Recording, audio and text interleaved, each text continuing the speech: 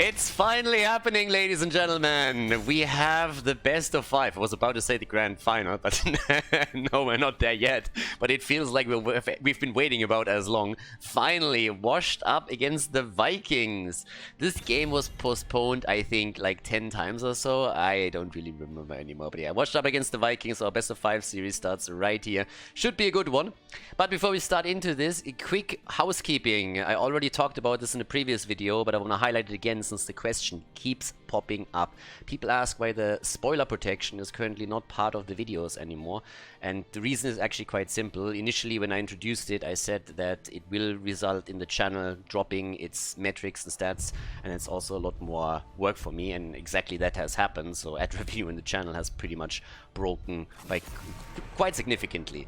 Unfortunately, not a lot of people have started to support the channel on Patreon or through YouTube, so what I actually started to do now is, for now, I turned the spoiler protection off, but I also set up, I tied the entire spoiler protection to a milestone goal on Patreon, so if we reach that, then I will reintroduce it, because again, at the end of the day, I have to pay the bills too. So if you guys are interested in supporting my work and also getting the spoiler protection back in, then head over to patreon.com/Khaldor. There's a link in the YouTube description as well, and you can check it out there. Everything else stays as usual the same, so we're going to have one video for every single best of 3, best of 5 series, but again, until we hit that milestone there, spoiler protection is for now at least off, because again, the complete ad revenue of the channel has taken a massive nosedive. Cut by, I think it was 50%, so it's actually a lot, and again, gotta pay the rent at some point. Either way, for our first map, here's actually Sky Temple, which we don't really see all that often as our opening map here in Division S. This is the best of 5 series, of course. For the teams, this is pretty much a Playday 2 match that we're seeing here, whereas some of the teams have already headed into their Playday 3 matches. But as you can see right now, we have Deathwing immediately banned out again. European meta is pretty much set on that. Either you ban Deathwing or you pick him immediately as the #1 choice. We have also Sergeant Hammer banned out. That's more so like, okay, we have Hasorbs against us problem. The Germans, don't give them the Panzer. Usually doesn't really go all that well. But also what we have to highlight here for just a second is that when you compare the North American meta to the European meta right now, Deathwing is allowed a little bit more often into the hero pool in NA, but the one hero that has pretty much taken over the role of Deathwing in Europe, in North America, is Cho'Gall. So it's something that Europe completely disregards. We've seen, I think, one Cho'Gall game that was played in Europe, and that was more so of a meme game. I think in the same draft we also had Gazlowe, because the team that played him was so far ahead in the series with a 2-0 that they said, okay, we can just meme around a little bit on map 3. And I think they actually won that game too. So now we have a Sonya opening. Wow. Sonya and Rhaegar. Now, if this was Infernal Shrines, that would make a little bit more sense to me, especially with the Rhaegar mix, but this is a huge push into, first of all, camp clear, and also Sonya being able to take those shrines by a lonesome, but that is a very interesting opening. Absolutely not something that I didn't expect. Like, not even close. We have Rexa on the off lane, and also Gia on Falstad, so with Backward on ETC, that means we have, in theory, even 2 globals. ETC with Stage Dive can make that rotation, and Falstad, of course, is also, with a fly, in a position where he can either gank a lane or then arrive late to the objective after soaking some additional experience for the team. But it's definitely going to be an interesting one on Washed Up side. I'm really curious to see how that draft is going to shape up for them, because this is definitely not what we usually see in Europe. Sonya, with such a high priority, is on no map, not even Infernal Shrines, the norm. But okay, we're gonna find out. So for the time being, we have Li Ming banned out. Abathur gets banned too. Not really a bad ban if you think about it. I mean, they already look at that Sonya and they're like, wait a second, what's happening here? Yeah, how can they make that Sonya so ridiculous that we have a huge issue with? And Abathur is definitely one of the tools that he can use. So now Greymane gets played. Apparently Nick is going to use him. But what's happening on that front line? What are we going to get from Masquerade in particular? And what is Hazu going to walk away here? Alright, a Nubarak. Okay, so far it actually looks like a pretty aggressive composition for them. Especially if they decide to go into Leap. I mean, normally on the European server you would expect Wrath of the Berserker to be taken 99 out of 100 times, but if meta shifts a little bit and they feel that one-shot combos over here would do the trick, then a Nubarak, Greymane, Leap, Sonya might be a thing. Honestly, even just a Spear Connect alone. would already do a lot. But off we go. Last 2 picks. Marke, Jaina, and Anna. 2 heroes that you oftentimes see coming into the draft a little bit much earlier than that, actually. And here comes the last pick for Khaldor as we're heading into game number 1 of the best of 5 series. Washed up, the champion of Season 1. Trying, of course, to establish themselves all the way up at the top again. And so far they had a very good start into the season, but again a lot of their matches got delayed, so now we're going to see them go up against the Vikings, and it is Medivh. Nice, Medivh came together with that certainly puts a bit of a twist on it. And as we see that happen, Sky Temple, our first map, let's jump straight in. Map number 1 in the best of 5 between Washed Up and the Vikings. Game on, everybody! Washed Up against the Vikings! And over to the left side, Khaldor on Medivh, Nick on Greymane, Dequaza on Sonya, Banana H on Rega, and Masquerade on Nubarak. And over to the right side of the map, the Vikings, starting off with Marke on Jaina, Gia on Falstead, we have Berkhold on ETC, Skok on Anna, and Max Passion on Rexa. And seeing Khaldor and Medivh actually reminds me of a little bit of a story. People that follow me for a long time on Twitch, they probably know that one already, but for everybody watching this on YouTube, this might be new for you. So when I actually first started to commentate HGC and just moved to the US, Khaldor played on Battlefield of Eternity on Medivh, and at some point during the game, the opponent's team was pretty much chasing one of his teammates. It must have been like a minute or 2 where they were trying to hunt him down. And they were about to get the kill, and just at that moment, Khaldor came down with Medivh, put on a ley line, and saved their target. And it was just absolutely perfect. And it was one of those asshole moves, you know, where you just work your ass off to accomplish a goal, and then someone comes in and just like steals it away just in front of you. And I wanted to talk about that. So Tim was talking at the time, and I obviously knew that now that I'm in North America, I can't use any kind of swear words anymore, right? So I want to call him a bit of an asshole, like in a fun way, in a friendly banter way. And say like, oh, look at that ass, he just like steals all of their hard effort and work away and just negates all of it. But I know I can't say that because I'm in North America right now, and the Americans, they don't like that. They don't like that at all. You gotta be PG all the time. So I try to come up with a little bit of a different word that I could use, and that doesn't really count as an insult, so I can still be a little bit cheeky about it, but I'm not actually using an insult, and it's fine. And so I'm racking my brain, Tim is still talking, and then Tim hands it over to me, and it's pretty much my moment to talk about it. And I have it in my head, right? And so I just finally found something, a word that I used in Korea a lot, a word that when you use it in Europe, nobody even takes notice. And so I went straight in and just called him a freaking douchebag. And I was very, very pleased with myself. I was sitting there with a big grin. Tim looked a little bit weird at me when I said it, but I ignored that for the time. And I was just like, you know, I was patting myself on the back. I was like, yeah, really well done. You got your point across. Awesome. Didn't use a swear word. Absolutely fantastic. And the game ends and we walk out of the room. And there's like one guy from Blizzard just standing there with his arms crossed, looking at me, shaking his head. He's like, dude, you can't do that. And I was like, what are you talking about? And then and there I learned that in the US, if you say douchebag, it's a really bad thing to say. But I was told that I could call him... oh god, what was the word? I could call him a scumbag next time. So, yeah, so I learned. Slowly but steadily I learned what is permissible in the US and what isn't. But every single time I see Khaldor and Medivh, I have to think about that little story there, and yeah, fond memories, of course.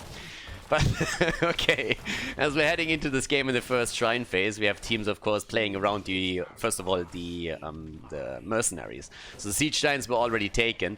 We had also the bruiser camps taken on both sides now. But it comes down to the question, who can actually take the structures down the quickest? And up to this point, the Vikings have actually done fairly well on that. With the siege shrines at the bot lane, they've done quite a bit more damage than their opponent. Now towards the top, the two camps are starting to collide here, so we'll see if one team is able to push that out a little bit faster.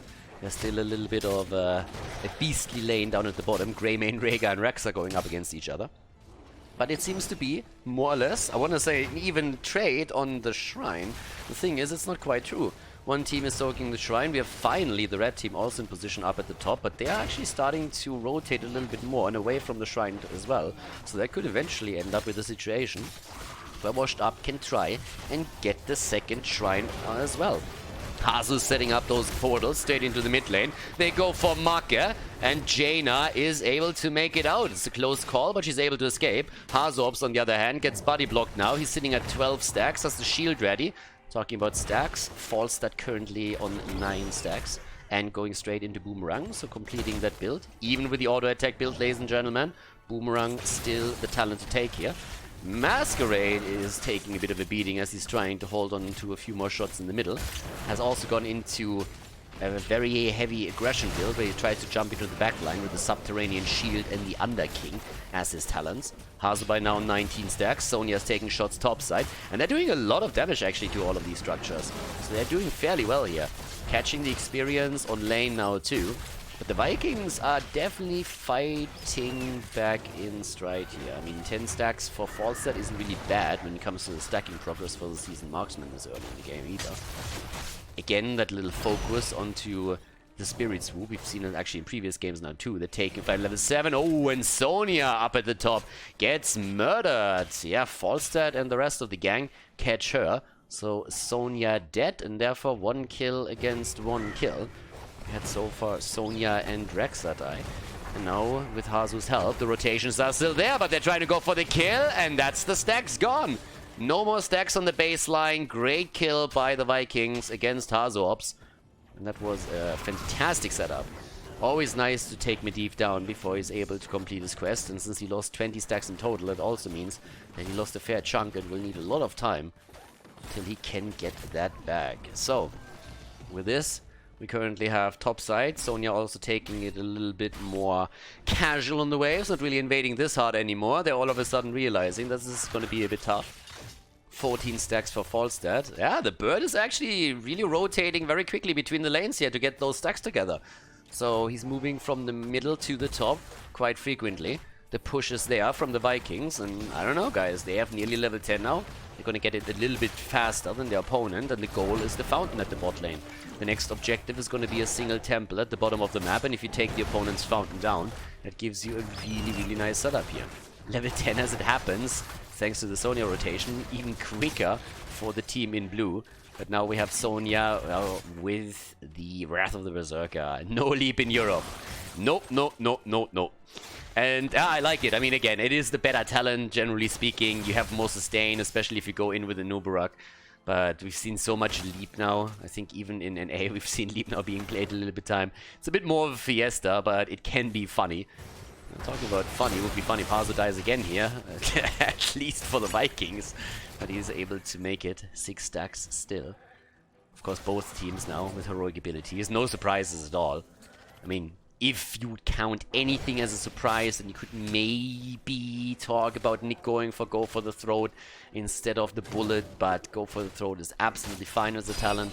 Zero problems with it. It's a good setup also to use it. Sonya is still trying to get the camps here. I mean, it's one of the main reasons why we have her in the game, I suppose. But so far, Quasar hasn't really made a good case for why they picked her in a first pick position. So that definitely has the value on that position, on that priority still has to be proven for now. But as the temple gets announced at the bottom of the map, the top lane will be pressured by both teams in their boozer camp. Sonya is very likely going to delay theirs just slightly, but has taken it. And Falstad is actually going down to the bottom of... Oh, no, okay. Sees Sonya now and rotates topside. I was just about to say, if you have the global, you kind of want to have it at the top a little bit longer. And you are the one that can always rotate away. Gia is actually taking vision. Oh, kill against Jaina. And also going for the setup here against Max Passion. I'm sorry for the tourist moment here, not catching that on camera, but these rotations that we have from Medivh are a little bit quick at times. And yeah, I think I need another cup of coffee here. But so Jaina is down. We have in total 4 kills now. They're still fighting it out at the bottom of the map. Top side, Falstad against Sonya, and the bird could always fly down. The cocoon is already in play. Here comes the polymorph. Stun setup is in too, but they can't drop the damage on the target. That's a problem for them. The top fight's still going on, and now it's time for the bird to really get the hell out of there. Can't really do a whole lot if you have an entire minion wave, plus also the camp coming in against you. Down here, Nubarak can still move away with the portal, so that works out for them. Red team takes over on the shrine, but Sonya is just crushing the top lane. And Gia is just sitting there and is watching it. I mean, there's nothing he can do about it. Level 13 is therefore quickly available for Washed Up. And they are already starting the rotation again. The little birdie nearly taken down too, as the rotation with Hazorbs is starting to hit hard. But talking about structures that get destroyed, the fort at the bottom of the map is now also eliminated. So this is also down. Still, a Nubarak looking for potential rotation over there towards the Siege Giant camp. Gets the first stun through. And they're actually going to try and invade, aren't they? Yeah, Forcer is already flying in. It's 13 versus 13 now, which gives us the Giant Killer synergy with the Seasoned Marksman on level 1. But there's the Cocoon, they steal the camp, and they get the kill. Jaina down, nice coordination and very good execution there too. First of all, stealing the camp with Cocoon and therefore also isolating Jaina in the process. So well played by them. ETC didn't have he couldn't do anything. So Jaina didn't have a prayer, and ETC was also completely helpless in this situation, but they couldn't take him down afterwards. They're still waiting around the boss here, but Greymin has now, at the bot lane, started to take those waves down again. I don't think anybody is going to make the play for the boss right away. Boss fights are going to be interesting in general, because we have Polybomb plus also Cocoon. But then again, you got Gust as well on the other side, of course. So it's a big argument for the red team, at least, to have some control there over the point. Bot lane pressure is there. Rotation. Don't really think it's going to be a problem for Nick. No, it's fine. Sleeping Dart hits though, but the fight is happening. Falstad isn't here yet. The Ring of Frost connects with 2. The bird is flying in. Gusts them a little bit out. Isolation attempt. Make is dead. The bird trying to get out. And Sonya starting to slam away here. Yeah, goes for a little bit of a spin to win too. Trying to keep herself alive. And the Quasar is able to drop Misha. So now we're looking at the Poison Spear. We have no escape after we had the Shot of Fury, and with those heroes eliminated, we are making the play straight up for boss. And since Falstad has already used the Gust, there's very little that the Vikings can do about this. So pretty big problem for them now. And in we go. That's a kill. Medivh, by the way, top damage in the game. 18,000 for him. And I want to reiterate that real quickly. This is without him completing his baseline, since he was killed once. It's always nice when you have a couple of beetles that you can spawn to take down a structure, and that's what allowed them to dive onto the fort and drop it even before the boss made an appearance. So that boss is going to start to do some work at the bottom gate. Falstad has now taken to the top shrine. Nubarak is getting the one down at the bottom of the map, but of course Sonya is trying to move in. The Quasar is saying, hello birdie! And Gia's just on the run. And Medivh is into, yeah, that's going to be it. Unless he gusts. Is he trying to fly? Where's the spear? Polybomb. Polybomb is all you need here.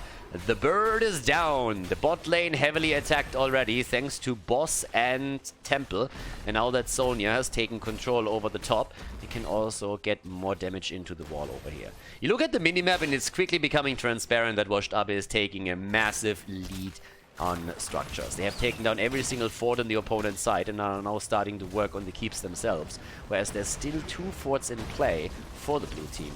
So they're in a great spot. The one in the middle has been attacked a little bit. Over here to the left, an attempt to steal that away. Backhult wants to make sure that doesn't happen. There's even more heroes rotating in. They're trying to go for Make again. Where's the damage when you need it? I mean, at this point, they're going for the Cocoon. Nick comes in, hides a little bit, and I think they're willing to let this slide for now. Haas is on 26 stacks on the baseline, so he needs to be careful that he doesn't die here. Yeah, Falstad comes in again. That's a Sleeping Dart. Nick needs a little bit of vision, doesn't have it right now. Could be an attack, but yeah, not quite yet. And now the Spell Aura is of course a factor, so you need to be careful with that. But Nick comes in, gets the auto attacks in, and Gia nearly falls. Wow. The bird nearly down. Nano boost on Jaina, but the immediate Polybomb. And now the rest of the blue team is going in again. The Ancestral on Sonya. Now that they're actually missing out on multiple heroics, they try to move back, but the Nubarak gets caught. Couldn't use the portal there either, so he's down. But the rotation is still happening, especially since Greymin is now rotating down to the bottom of the map to clear another wave. 17 against 16 on the experience. 5 kills against 3. And the red team is actually just saying, alright boys, we need to do something here. So they're starting to jump in and take down the forts. Also, Epic Enter has now been taken by Nubarak on level 16. A talent that, especially with the build that we have on level 4 and level 7, allows him to epically enter the opponent's backline and stun them out there. Aptly named Max Passion. About to go down, yeah. And And that's a good kill against Rexa, and it comes at a great time too, because with that timing they might be able to make some plays over the shrines. First of all, level 16 gave us now also the Nerves of Steel, so when it comes to survivability, Sonya is also in a much better spot. And here comes the Afterburner. He needs to try and get out. Oh, Greymane! Greymane! There's Hazu. Is that enough support? Ah, Jaina is down. He dodged the Ring of Frost. And thanks to the shield, they are able to keep him alive. Gust into a wall just to make sure that ETC stays in play. But it is just a little bit too nasty. Off we go again. 7 kills against 3. The Vikings starting to struggle a bit. And already with the shrines up, or the temples up, we have Sonya in position. We see Greymane already defending the bot lane, but they can go for the bottom temple too. And these temples are really just chipping away at those keeps. One after another here. I'm actually a bit surprised that Greymane didn't already move a little bit more aggressive down to the bottom of the map. Fight up here at the top is still raging on. 27,000 damage on Medivh. More top damage in the game, by the way. I mean, Greymane is sitting on 25, which isn't bad either, but look over there to the Vikings. They have 26,000 on Rexa, who's so far doing a great job, but especially when we're talking about the Bird and Jaina, they're just not able to put the numbers in. And level 20 is so close now, 4 washed up, that they have an incredible lead that they can use to maybe even go for the boss again before we have level 20 for the Vikings. But this first map is not really going all that well. One temple already completely soaked. The next one is also going to be taken at the bottom of the map by the team on the left. Easily. 39 stacks for Medivh. He's 1 stack away from getting his quest completed, and they're already starting to rotate in again. In the meantime, the bottom keep is about to fall, so that's the first lane that will consistently push with catapults. Even sitting tight. They have siege giants coming in, so they're pretty much just figuring that someone has to defend here. But so far the red team is a little bit unwilling to actually move back. Greymane has taken another wave down at the bottom, escorting the catapults and also the siege giants toward the core. Sonya is still at the bot lane, trying to get them the next keep, and it's actually looking really good. It might actually live. Yes, but barely. So if anyone moves in here, they're going to grab that. Falstad is defending, as the rest of Washed Up is already going for the boss. Keep in mind that they of course have the level 20 advantage over their opponent, which is absolutely huge here.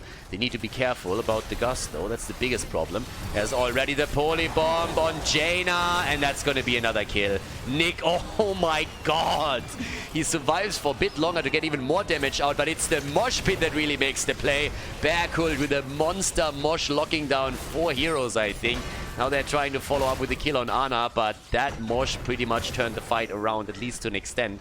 Given that it was a 20 versus 16 talent fight, it didn't actually end all that badly for the Vikings. A 2-for-2 trade is a win from their perspective. Being behind a talent and a Storm talent at that, if you trade evenly into your opponent, you gain a lot of experience, and you prevent them from taking the boss, of course, too. But the fight isn't over yet. Massive Mosh, there's the attack, trying to control the portal, but instead it's actually Falstad that's down. The fight down here is also still ongoing. I mean, heroes are just dying all over the place. Seems like Hazu is gonna get away. Max Passion is also moving out. They're trying to defend the middle. 10 kills against 5, nearly level 20 now for the Vikings. But of course, very good control of Washed Up of this first map right now. But that particular Mosh was really the saving grace for the Vikings in the last fight. If that doesn't hit this many people, then they are just losing that fight completely. And then if boss is taken, the game is just straight up over. So now with the temple being announced and the keep in the middle of the map technically still standing, there is actually still some hope left for the Vikings. If they take a good fight, if they take the boss, for example, then they can definitely just try and snowball that through the middle, through the bot lane, and take the opponent down here. That's a neat sneak though, what we're seeing over here. Temple is of course up now as well, and they're not really willing to go for the boss yet. It's too much of a risk right now to go for that. Temple gets taken. They steal the camp away. Falstad is already up to the top to try and deal with that. He has to fly in eventually, though. He's even actually moving into the middle now. Doesn't even waste time at the top. Level 20 talents now on both sides, which gives us, obviously, for Falstad, again, the wind tunnel. They're already moving in. Keep in the mid lane is now gone. There's a double bruiser camp at the top side that is going to just destroy that keep if it ever gets that far. So right now, the Vikings are forced into a fight. They need to win this fight. if they do not win this fight, it's pretty much lights out. You can't really recover from that position that they're in, unless Washed Up pulls a massive brain fart. So what you want to do is to force a battle and win it decisively so that you can then go boss and then maybe go core. But right now, the Cocoon has been dropped on Jaina, gets burned down quickly. Top keep, as I said, is pretty much a goner, especially with the shots that Sonya now fires too. So now the core is going to be attacked next, and they still have control. There's still a double camp pushing through the top lane. It's a massive problems for the Vikings, and they're trying their best to force that battle. But in comes the double camp, or at least what's left of it. One catapult is pushing in with it too. Greymane is already orientating himself towards the core. Of course, once that Greymane makes it onto the core, it's going to be a total disaster here. Ice block to prevent the kill, and Make gets away. Wind tunnel helps with it, of course. The shields are falling, on the other hand, on the core already. ETC bolts away, was hoping for a mosh pit, but couldn't get it done. And Washed Up is just pushing. And they can even go for boss now. And since the wind tunnel has already been used, they are immediately moving down here. Trying to take an aggressive stance again so that they can set up a kill. Medivh is already sniffing it out. They're trying to go for Jaina. They can't get it. ETC slides in. They need to be careful. They can't group against him. But there's the kill against Jaina. And this could very well be game. It should be game. The nano boost on Rexa. He doesn't even know what to do with that. But Max Passion is maybe surviving. Ana is not. Looks like at least Rexa can get away for now. But of course, this is going to seal the deal here. They're going for Backhold again. And this time he doesn't have the Bolt of the Storm ready anymore. Slides in. Starts to party. And ETC parties hard. We all know that. They go for Sonya. She dives in D. But gets the bird. Yeah, sneaks behind him and takes him down. And that's a 5-man team wipe. As Rexa gets obliterated at the end of game number 1. Washed Up taking the 1-0 lead against the Vikings in the best of 5 this series here in Division S Europe Season 2. GG and well played as Washed Up takes the victory on the first map.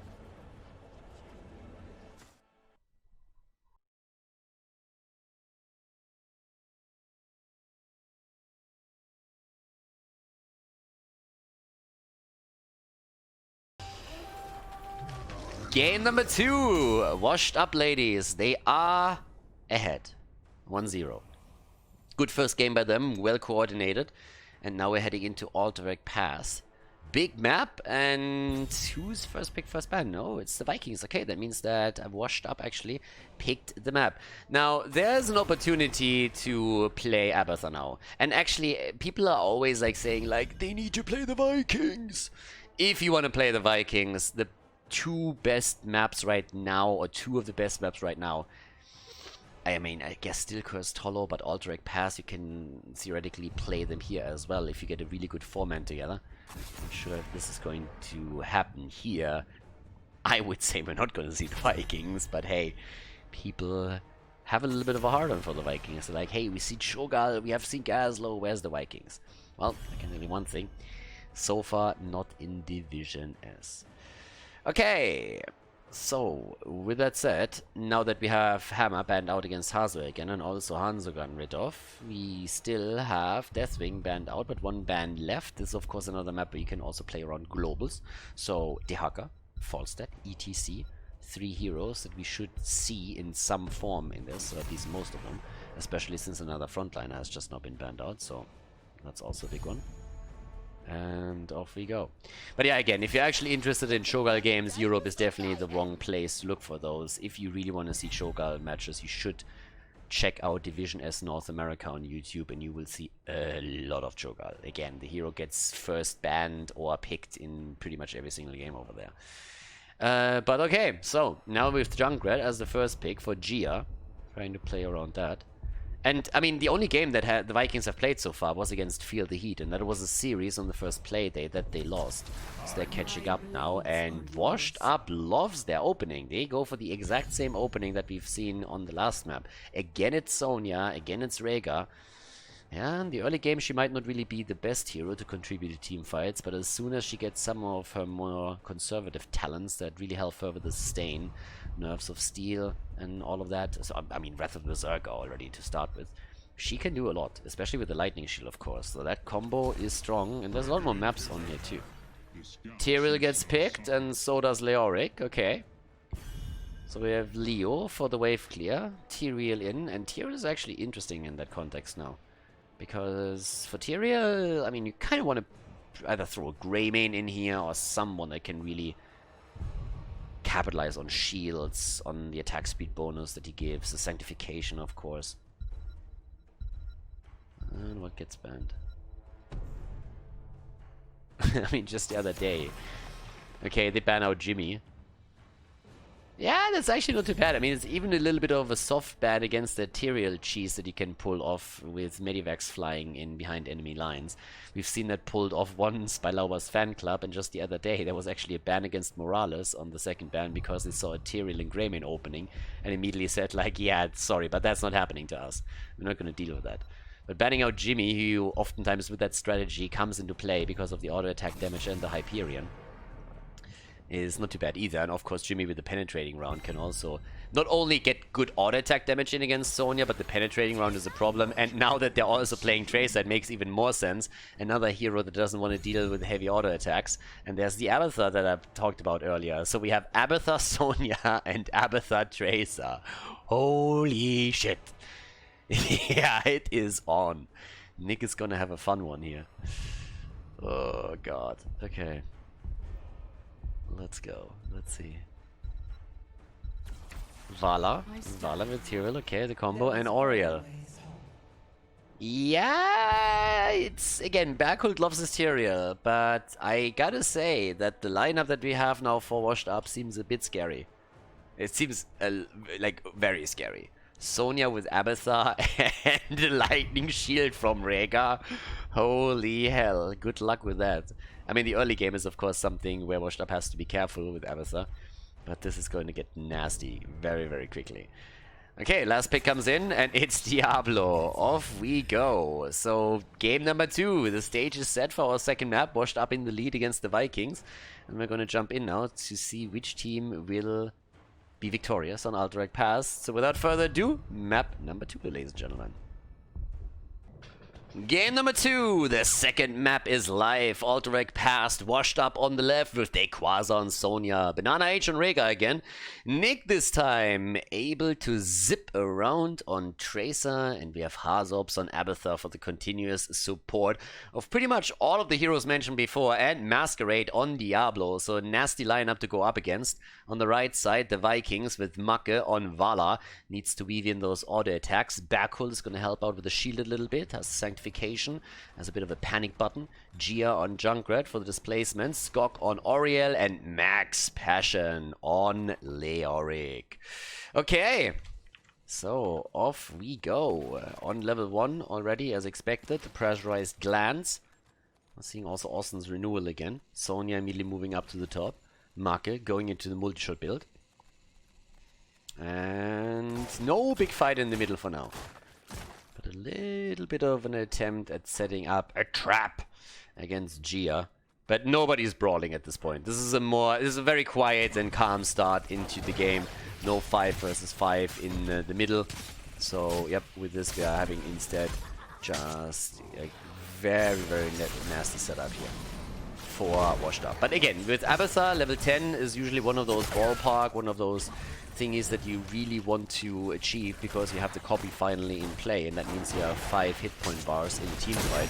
But even before that, Abathur is just really annoying since he can offset any balance in a 1 versus 1 setup that you can have. And if you have very mobile heroes, then you can very quickly, of course, appear on a lane and turn it into, well, 3 versus 1 quickly. So even if Max Passion has a good position against Dequaza at the top lane, he can never really trade perfectly into Sonya, because every single time when it comes to a showdown, Abathur should be there and help out, so it needs to be extremely careful around this. As usual, we have the camps taken very, very quickly here. This is also a map where you can interrupt the objective normally pretty easily, so teams traditionally don't go for the objective before they hit level 7 talents, so they just delay the game slightly until they can finally play with their full power. Don't want to give the opportunity to the opponent to get talent leads. That's why you're still splitting your forces there. Gia with the spray game on point apparently at the bot side. Yeah, playing it out against Masquerade. And Diablo has to be a bit careful that he doesn't fall into any of these mine traps. He gets them pushed in. Multi-shot build continues. And already we have, with level 4 talents in the hands of the Vikings, bit of a move coming in. Okay, there's the jump, level 4 on both sides now. Masquerade is moving away. Needle Spine gets picked again. So at least in this game, yeah, flipping the bad null over to the other side of the wall. But yeah, going for Needle Spine, don't really need an attack at Banana Age. Our resident rocket scientist here, just saying like, yeah, all calculated, all calculated. I saw it coming, I knew exactly what was going on. I decided against healing myself here. It's fine. Even tries to bait Tyrael for just a moment, but that doesn't happen. But as I said, Needle Spine is taken, doesn't really need the increased attack speed through the symbiote, so instead we have this talent now.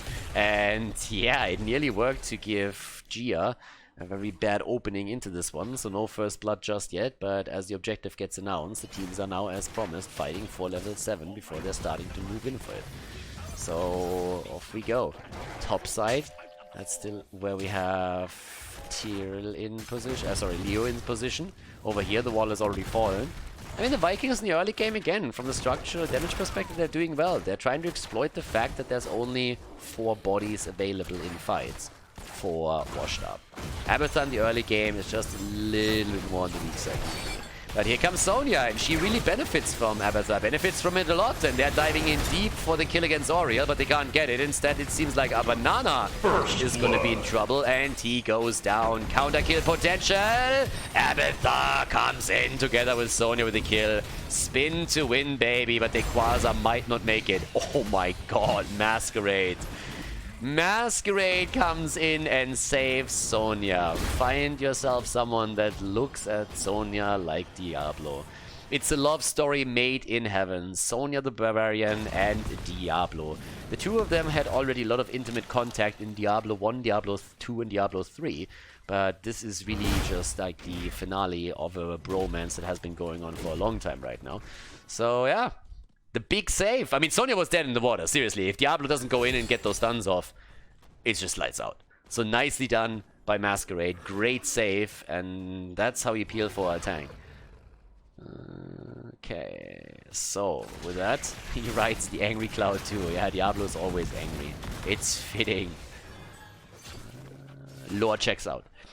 But, well, here we go. Multi-shot build is in, level 7 talents on both sides. By the way, everybody is just ignoring the objective still. We're already on level 8 right now.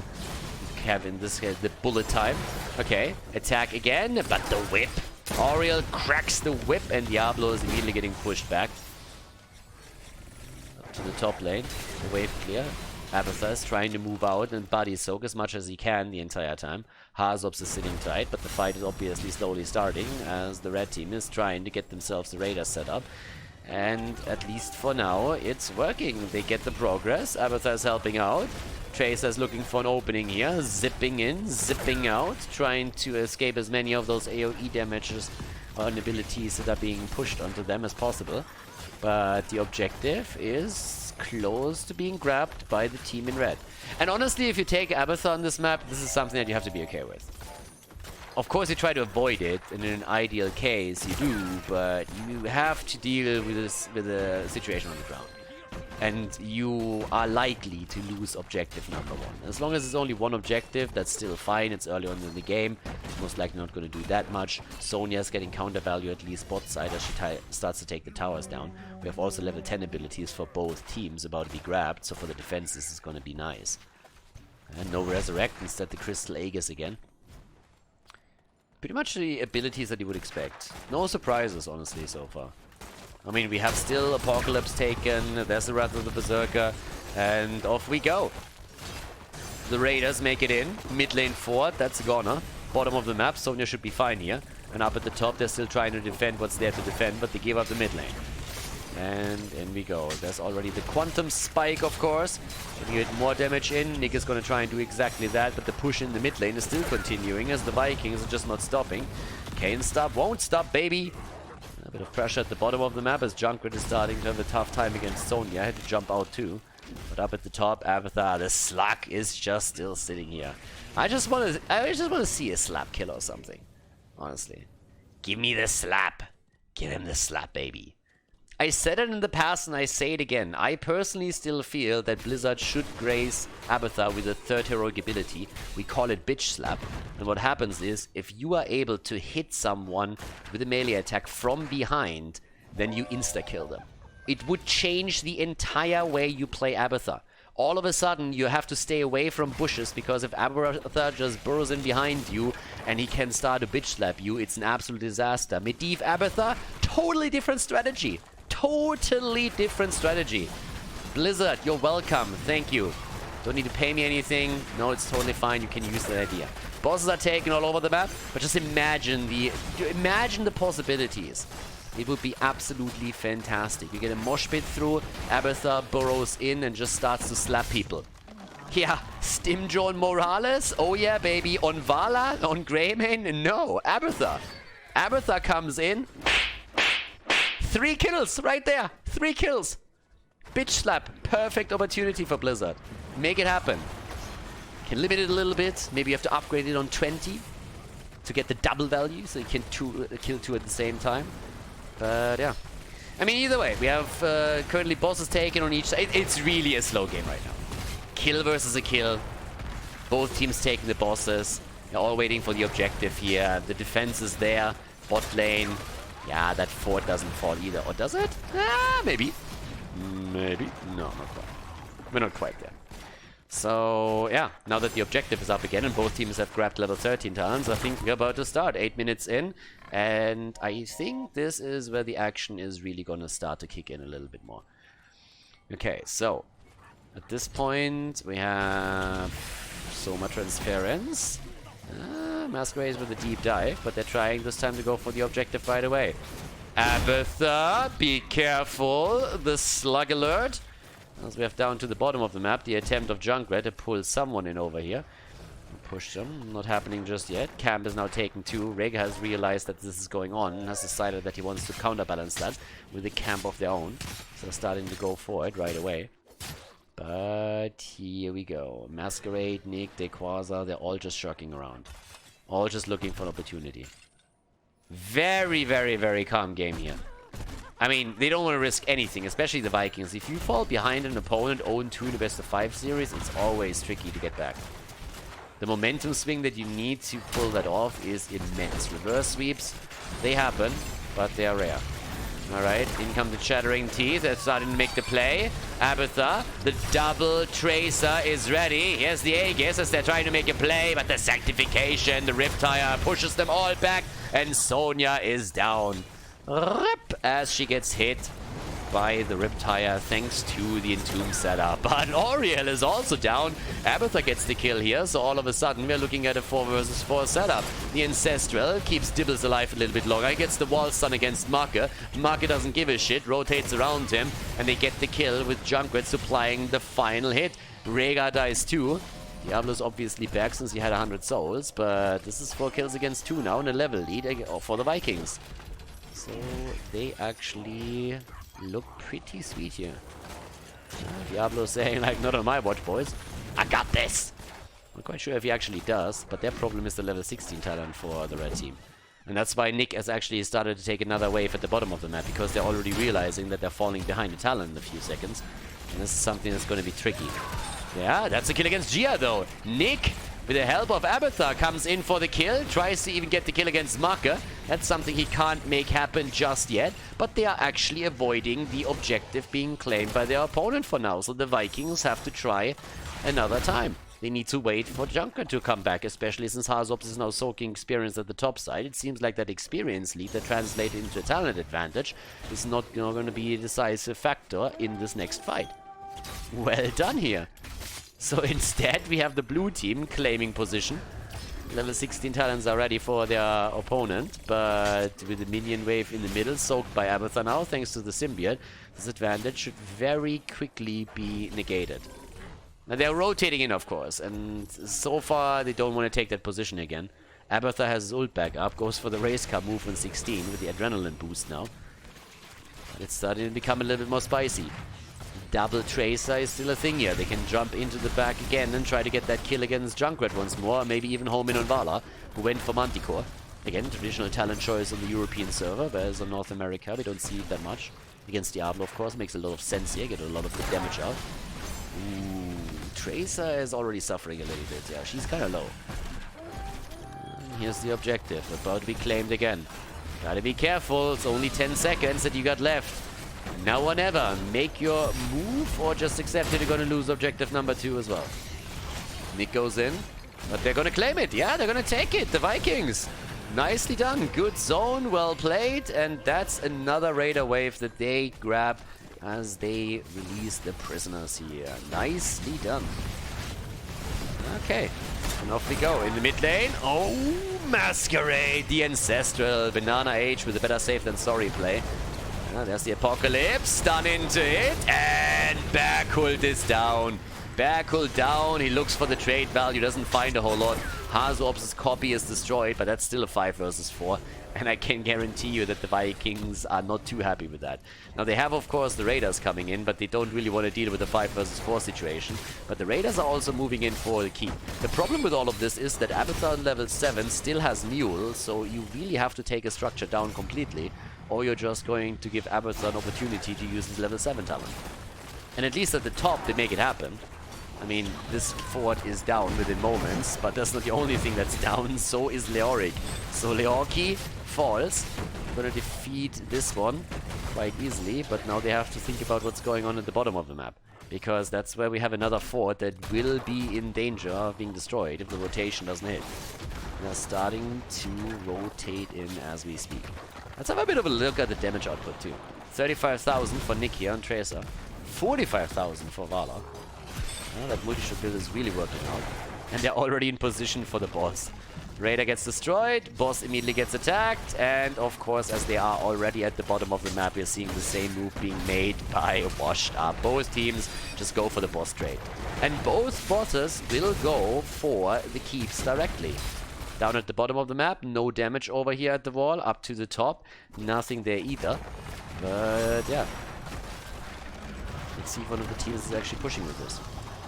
There's obviously still a chance for Abathur to even enhance that push by borrowing onto the lane, but it looks more and more as if both teams are just trying to defend for him. Yeah, I mean, red team is already in position for that. Leo is at least trying to ghost around a bit more at the top lane and maybe take another wave dump before it happens. But it's a fairly even game. There's a lead now, in general, for the Vikings. They are slightly ahead on structures, but with the help of Abathur, the experience advantage actually goes to Washed Up. It's not a big one, don't get me wrong. I mean, it's just... they're barely ahead. With another kill, maybe a little bit more side soaking, it could really translate into an earlier level 20. And all that you need is a small window to start things up, and then you can maybe make the play there. Okay, Mule comes in. Yeah, that wall is not going to survive. But at least it's gonna, the rest is going to make it. And the prisoner camp is coming up again. And now we're talking about level 19, 15 minutes in. So that prisoner camp is going to start to hurt a little bit more. This is where it continues. But yes, in we go. It's a little bit of a weird one. It's a very calm game, very quiet, very disciplined. Both teams not really looking for a lot of aggression just yet, but instead just trying to hope that they get a snipe, and they're hoping for it against Masquerade. Ancestral too late.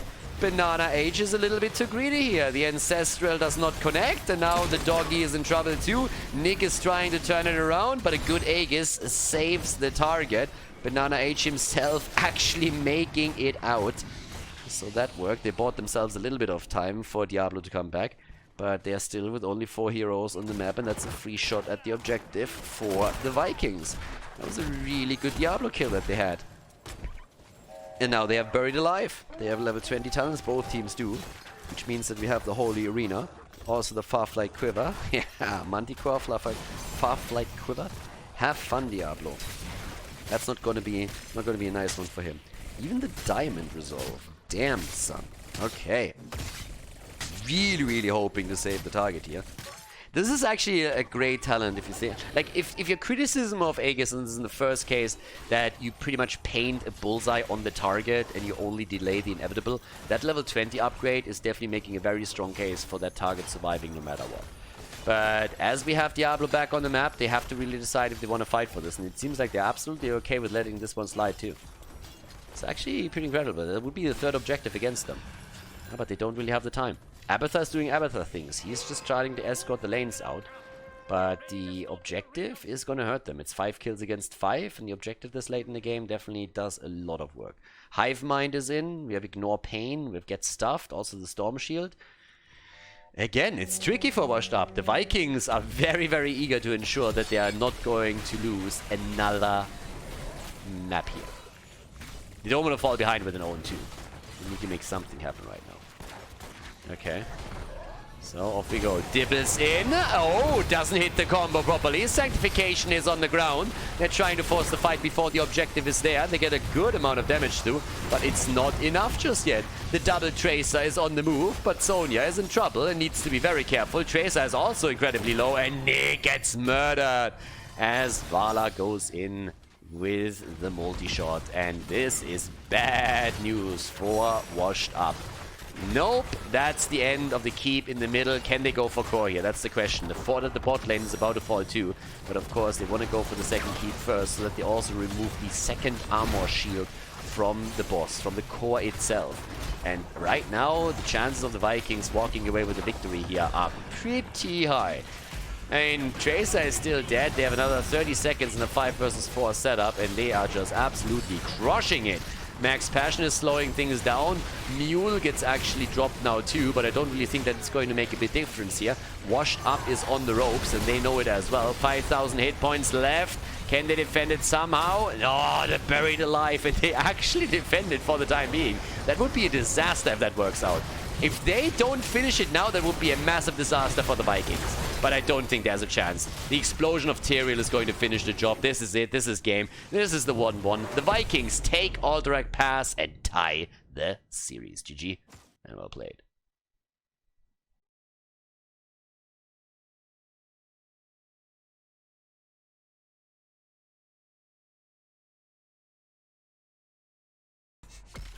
Game number 3. Let's go. Even footing for the two teams. So pretty much they reduced the best of 5 series to a best of 3. 3 potential maps left. But it's good to see that the Vikings are actually fighting back into this. So that's actually kind of awesome. Right now, Washed Up goes on to Volskaya Foundry. It's the map choice in this case of the Vikings, since Washed Up has decided to go into first pick, first ban. Which honestly should result with the Vikings banning out Sergeant Hammer and Deathwing. It's a bit tricky because there's more good heroes that you want to ban out against Washed Up than those two, but we've seen both of them actually played quite a bit by Washed Up, and especially Deathwing is something that most of the teams have just gotten rid of and don't really want to go up against it. So that makes things a little bit tricky here. When it comes to the ban pattern for Washed Up, that's a different story. The Mephisto ban is obviously targeting Maka. It's pretty much, the Maka especially loves to play the hero on Volskaya and Infernal Shrines in particular. So that doesn't really shock.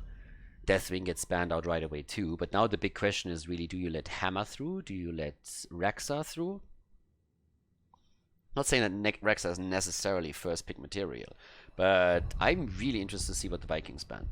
Because so far they banned Sergeant Hammer the entire time. And this is actually the map where Rich brought Hammer back into the meta. This is the one, on Volskaya Foundry. And now, what are they banning? Are the Vikings deviating away from the Hammer choice? Or are they still following up with it after they already banned Hammer twice in a row now? And yes, they ban Hammer. So that leaves us with actually a variety of heroes that could still be taken early on here. As we've already said, like one of the heroes would be Rexxar that you can take later. Tracer, generally speaking, is still open on the map too. Zarya compositions have become more popular on the map now as well. You have Mal'Ganis still up, who was banned the entire time, but there's the Rexxar first pick. As pretty much predicted. So, yep, in we go. Rexxar taken. And that doesn't necessarily have to be Dequaza that plays the hero. Haza has actually also played a lot of Rexxar for the team, especially on the Tomb of the Spider Queen. So he can pick the hero if they feel like a different composition would really fit them here. But yeah, let's jump in. The Sergeant banned out. Market with Li Ming. Okay, so Li Ming are now opening for the nano boosted Li Ming. Bit of mage action is now coming. And on the side of Washed Up, that's pretty much a moment of truth. Keep in mind, Mal'Ganis is still up. You can also like play that around Garrosh if you, for example, want. Johanna is even up if you want to play with her. So if they want to go for the tank line, there's definitely a lot of good options. And on the support side, of course, there's just plenty. Malfurion and Mal'Ganis. Yes, there we go. Yeah, frontline is taken, so when it comes to damage output, Junkrat is still an option that is around. You could go for a Vala setup, Tracer is up. Mages, Jaina is still in play, could be banned out now even. I mean, the Vikings at this point obviously know there's like 2 damage dealers coming. There can be 2 range damage dealers, it can be 1 melee mixed into it, but either way, they can start to target those range damage dealers a little bit, and they don't want to deal with Chromie here. Haven't seen her actually in a bit in Europe, but right now, Chromie would make sense and has been played by Washed Up fairly often. The ban on the other side could definitely target Berghult, and we've already talked about Berghult's priority heroes. Yeah, he has 3. Tyrael, Johanna, and Garrosh. Doesn't mean he can't play more than that, but those are the 3 that we usually see from him. And in that case, Washed Up just decided that they don't want to deal with any kind of Garrosh setups here. Especially, of course, with like the sleep dart on Ana, and then Garrosh is like, alright, easy throw. Let's go, boys. So, next 2 picks. What are we actually getting here? What's the front gonna look at? Johanna? ETC and Leo. Okay. Yeah, gonna play around the Entomb again. And I mean, ETC is always nice for the setup for Li Ming. Power slide in helps out. Wonder a bit what they are setting up as the next damage dealer. If they might even consider going into Greymane here, for example, and look for a bit more of a burn. It comes down to what exactly is being picked by Washed Up now, of course. If you need to counter something here. Yeah, Junkrat and Hanzo. I actually forgot about Hanzo.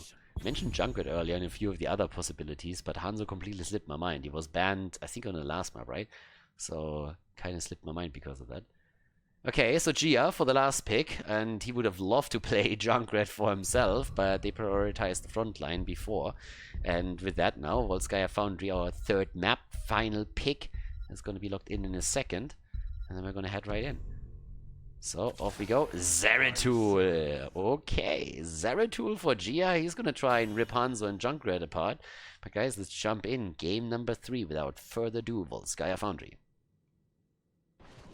Washed Up against the Vikings. Map number 3. Hazops on Junkrat. Nick on Hanzo. Dequaza on Rexa. Banana Age on Malfurion. And we have Masquerade on Mal'Ganis. On the right side of the map, Mako and Li Ming. The Vikings with Berghult on ETC. Skok is playing Ana. Gia on Zeratul. And Max Passion on Leoric. Alright, let's go. Ready to rumble for our map number 3. And obviously the big question, who is going to be able to take the victory here and therefore the lead in the best of 5 series. When it comes to build, Prog already for ETC on level 1. Continuing also with the Bird of Prey with the Spirit Swoop. Have seen that on level 7 now also a lot more often. And normally on the map here it's Hunter-Gatherer that we're talking about. So, well, over there towards the top. Gia already money pick. You gotta really respect it. I mean, the money pick, it is just so much more glorious. Banana H knows exactly what we're on about. He also rides into battle in style. We have a Void Slash build for Zeratul, at least up to now. There's obviously a couple of hybrid builds these days that you can deviate into. But they're already hunting Zeratul, and Gia is able to jump away. But that's a lot of aggression with that rotation towards him. 1 minute mark in 10 seconds, so people will take their camps and their turrets as quickly as they can. And yeah, let's see, there comes the Sleeping Dart, and the setup that costs Nick 70% of his hit point pool. He gets dropped very, very quickly here in HP, and now that they're starting to rush in again against Max Passion. That setup at the bot lane with Rex is obviously great. I mean, Misha, in general, you can always set her up here on the side if you just want to hold on to that point for a little bit longer, which is what they're doing here. Hazops knows what's happening. I mean, Gia's just sitting tight waiting for the rotation, and Hazo is at the same time just up to the top in a position where he says like, yeah, I don't know. I don't really want to go up against that. Hazo's jumping out. Mid lane, still a little bit of poke happening, as you can tell. So far, no kill. But the shots are being fired. And even a little bit of a cover setup here by Banana 8. Puts the roots on the ground, just like, guys, again, you want to make the play, there you go. Providing some cover. And now it's the fight for the healing beacon. Yes, I like it.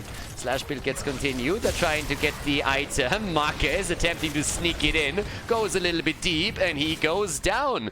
Yes, easily picked off kill by Washed Up, and they're going for number 2 against Gia. Oh my god. Oh wow. He actually makes it out of the fight. That was incredible. But yeah, Market trying to be sneaky and stealing the item away. That didn't really work for them. But still, 1 kill.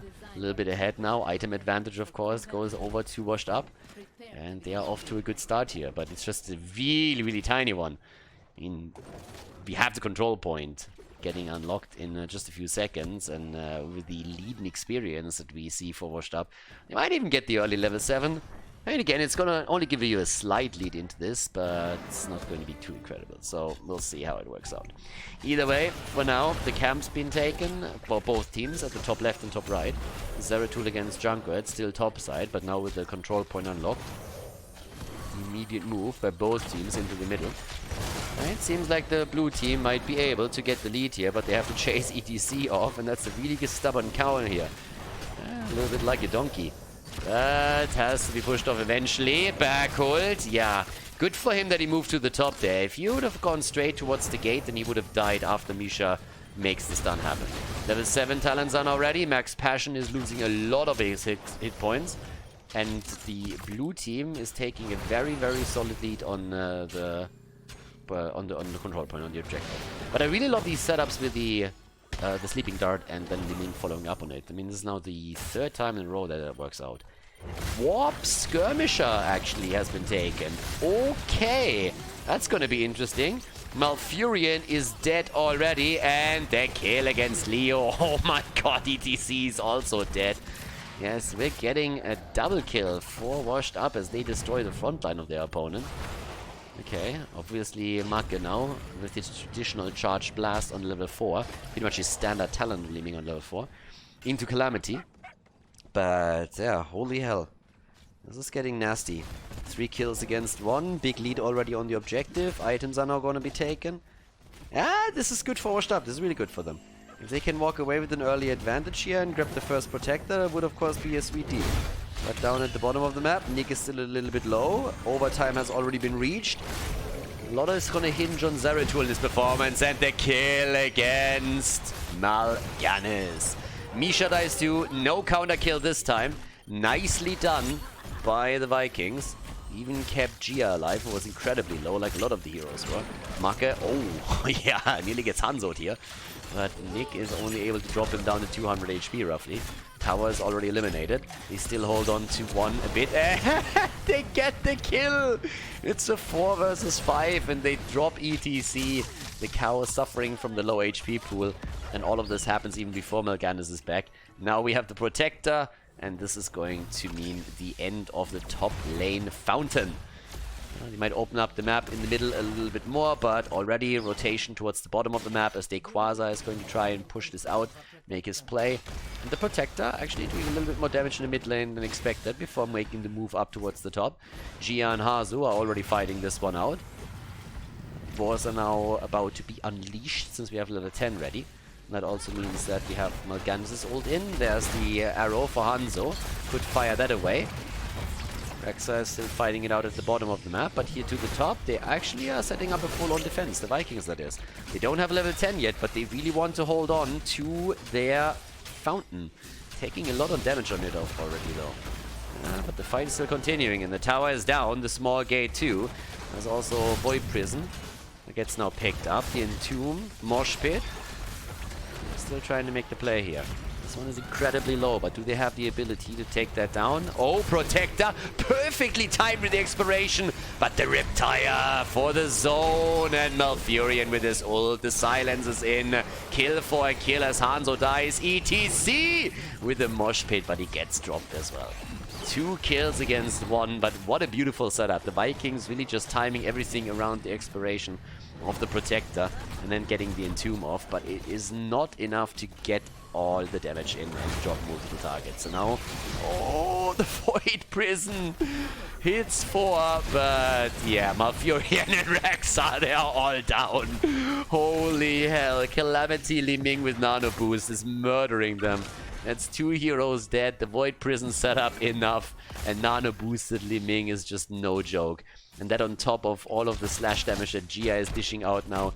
Yeah, this is nasty. 6 kills against 5, and the position is not all that bad for the Vikings. It's actually a pretty solid spot to be in, considering the circumstances in the early game that they experienced here. So yeah, both teams are waiting for level 13 talents now.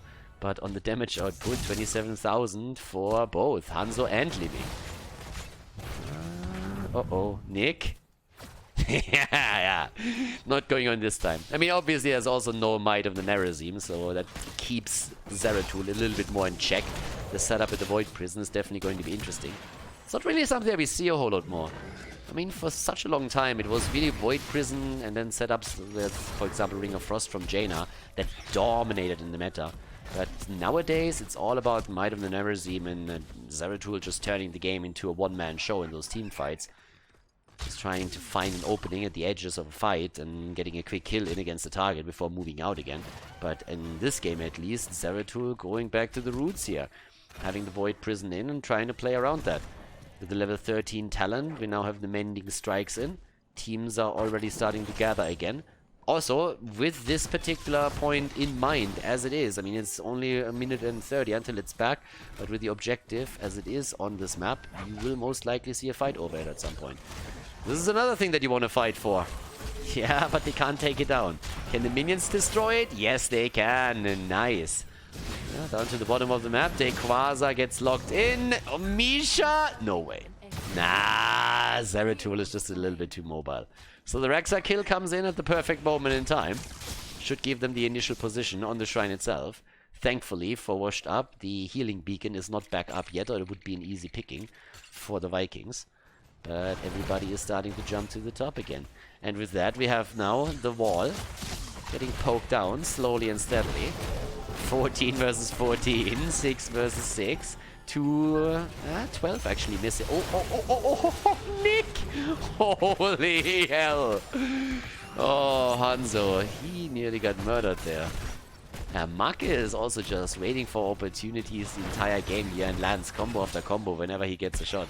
So now that Hanzo had to go back and tap the Nexus, we are actually seeing the team starting to get into position for the top, but with Leo soaking the bottom of the map, you can already see that the goal for the Vikings is a level 16 talent.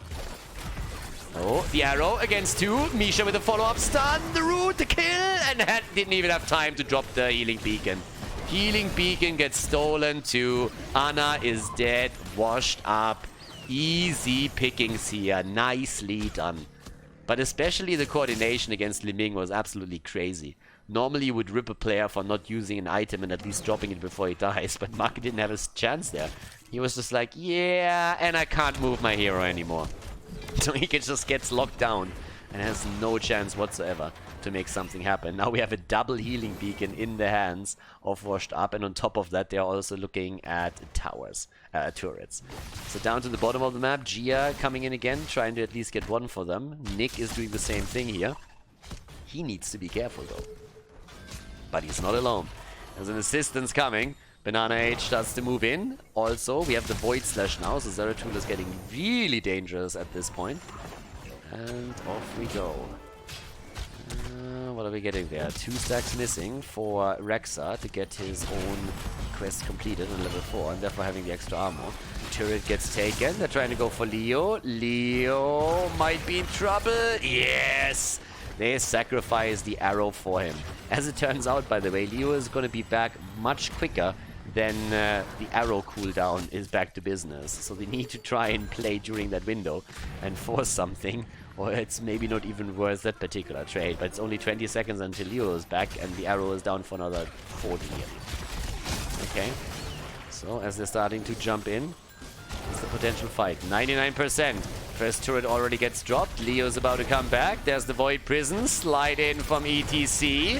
ETC gets pooped away instantly. And the Protector on the map. Yeah.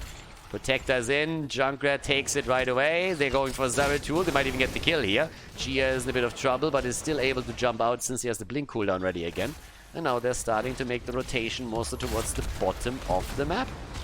And they take the first tower down. They go straight in for the fort. The rest of the team rotates bot side so that they can prepare for objective number 3 and take that fountain down. Quest is completed for Rexa. There's a fair amount of momentum building up for Washed Up now. Yep, and they're gonna take this one. The fort is gonna fall. And in the meantime, the bot lane is getting attacked too. And that's decent damage against Gia, who already had to tap. Protector starting to move in and nearly gets the kill against Max Passion. But of course, the bigger goal is the structures at the bot lane. Yeah, the kill against Hanzo, nice! Macke, always with a place here. Yeah, bad boy Macke always finds an opportunity to unleash the damage output. That's exactly what it has there. So yeah, finds the opening, gets the easy kill. And this just, once again, shows how...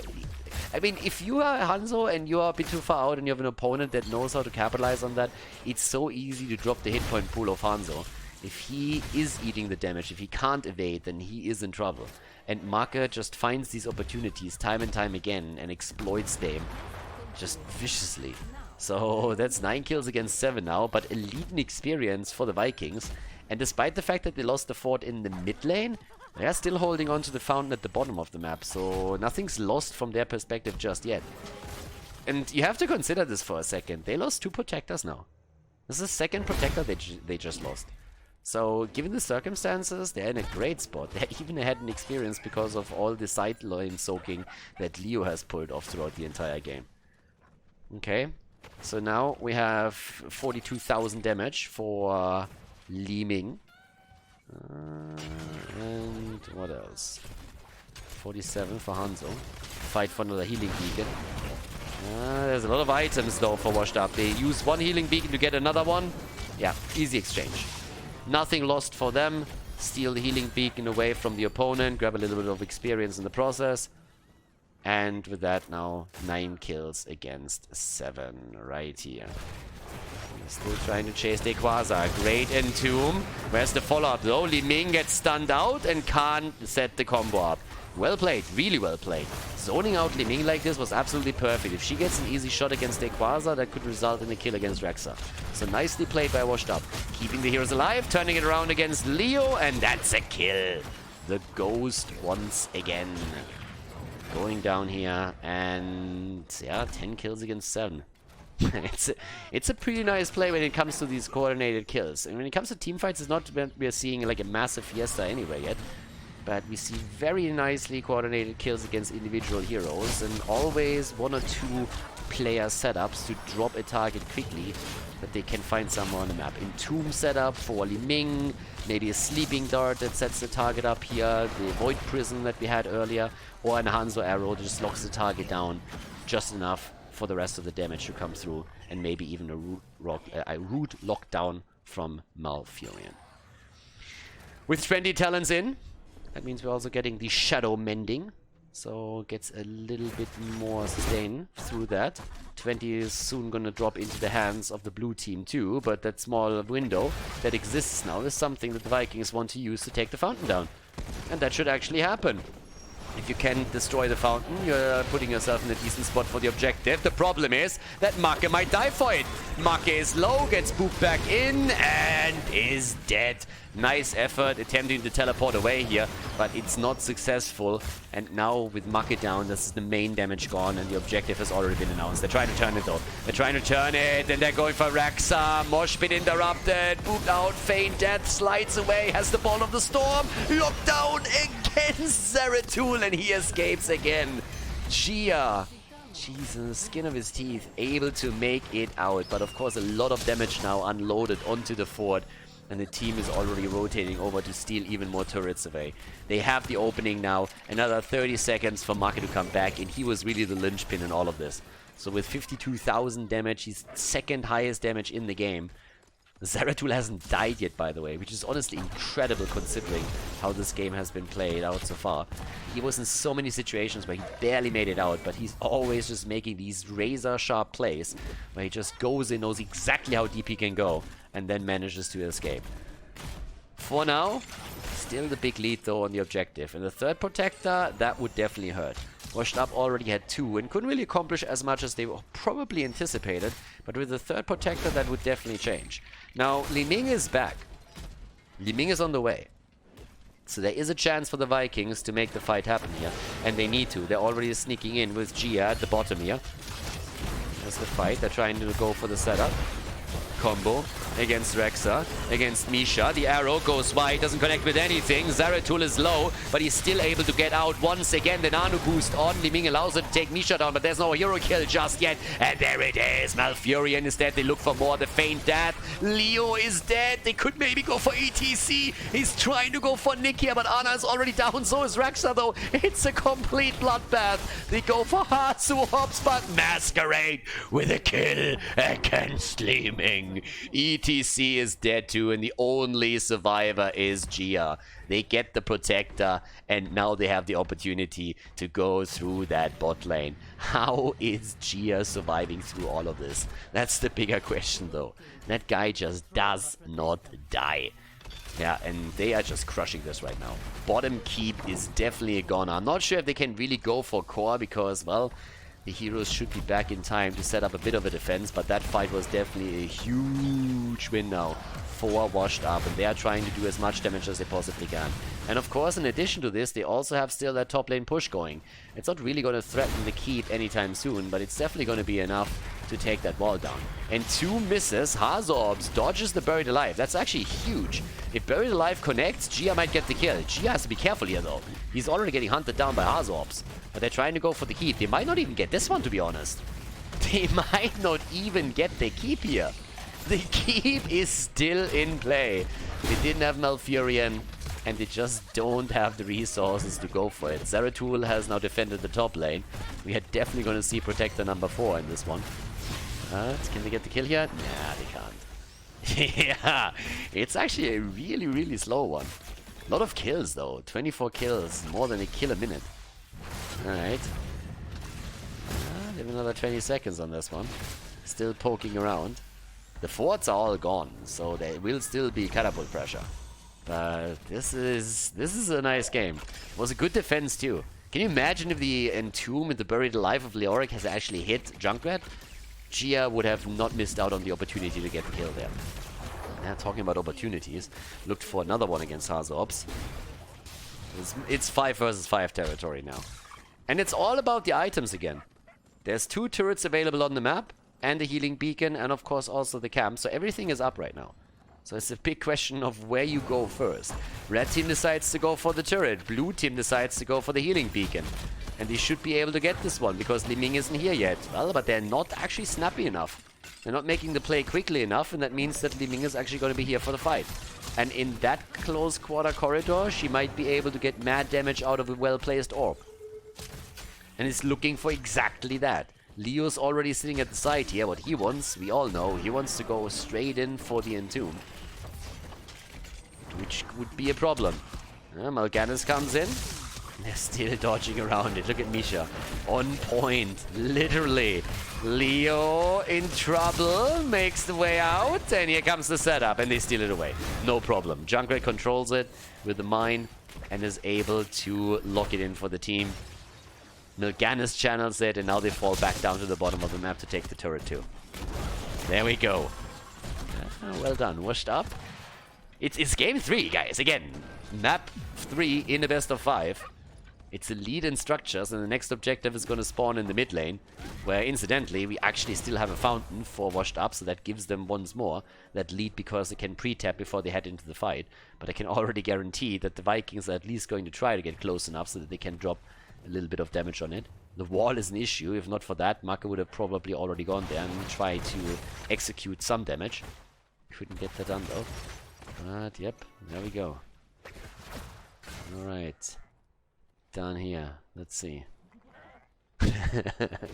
It's a nasty game. It's one of those games that is really just on razor's edge, and it doesn't really matter who has an advantage in the structures too much, because keeps haven't fallen yet. But if you get a team wipe now, you are more or less guaranteed to be able to go for core.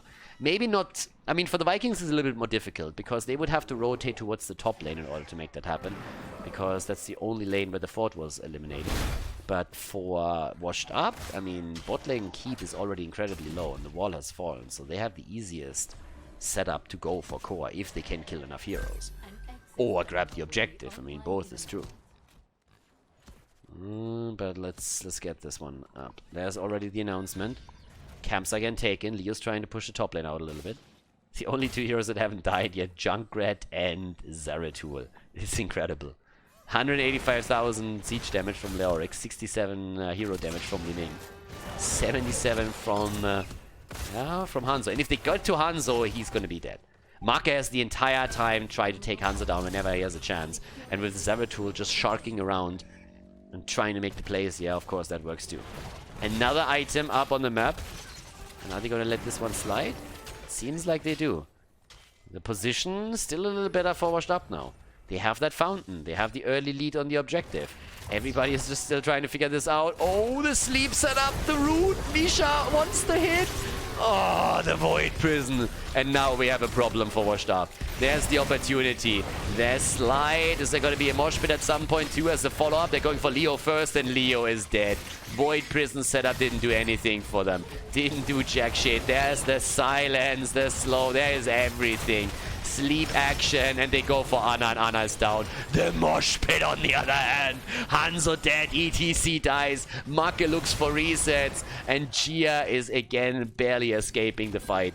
But 3 heroes have been eliminated on the red team side, and only 1 has fallen for Washed Up. Only Hanzo has been taken out.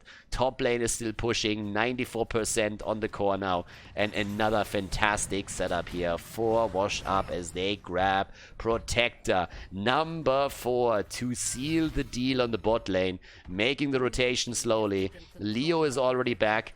They got to be a bit careful that they're not getting zoned out too hard there. But we have 2 heroes joining back in, and they're actually also starting to shift around on the Protector here. Junkrat literally in the driver's seat as they're making it through the bot lane. 15 seconds until Ana is back and ETC, but they are just crushing through that keep. I mean, his keep doesn't stand a chance. The only question is, can they end at the core? And that is still a question, because the defense so far was fantastic from the Vikings, and they're looking for that again. Ooh, but Li Ming goes down. And that's the worst start possible. Li Ming is dead. If Zeratul dies too, that's lights out for sure. The Protector's down to 40%. The arrow misses completely, but Feign Death is already active. Still potential kill against Rexa, but the core is falling. It's falling quickly. There's just not enough to really stop this. The Void Prison to slow it down a little bit more. Rexa is dead. They actually stop it. Rexa is dead. 69%. Oh, they go for it. 36, 34, 20. Oh my god. Oh, that was clutch. The lead for Washed Up in the best of 5 series. GG.